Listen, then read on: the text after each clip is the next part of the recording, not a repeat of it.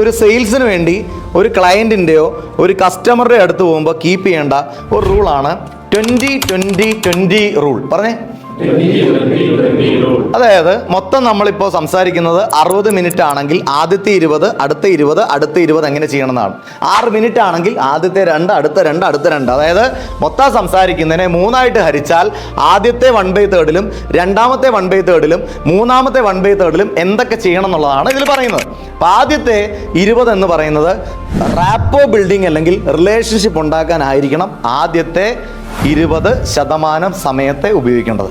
രണ്ടാമത്തെ 20% എന്ന് പറയുന്നത് നമ്മുടെ പ്രൊഡക്ട്സിനെ കുറിച്ച് പറഞ്ഞു കൊടുക്കാനും അവിടെയുള്ള ഫീൽഡിനെ പറ്റി അദ്ദേഹത്തിന് കൂടുതൽ ഇൻസൈറ്റ് കൊടുക്കാനും അവിടെ വിറ്റുപോകാൻ സാധ്യതയുള്ള പ്രൊഡക്ട്സിന്റെ സജഷൻ കൊടുക്കാനുമാണ് രണ്ടാമത്തെ 20% എന്ന് പറയുന്ന സമയം.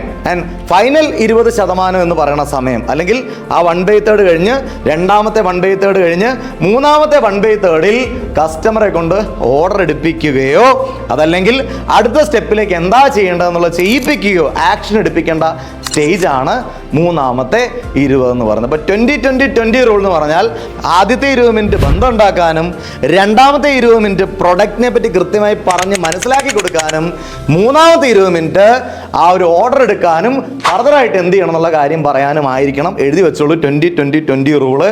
ഇനി മുതൽ നമ്മൾ സംസാരിക്കുമ്പോൾ ആദ്യം പ്രൊഡക്റ്റിനെ കയറി ചാടിക്കറി പറയുകയല്ല വേണ്ടത്. ആദ്യത്തെ 20 മിനിറ്റ് നമ്മുടെ പുതിയ കസ്റ്റമർ ആണെങ്കിലും നമ്മുടെ പഴയ കസ്റ്റമർ ആണെങ്കിലും ആളുടെ കാര്യങ്ങൾ തിരക്കാനായിരിക്കണം ആദ്യത്തെ 20% സമയം.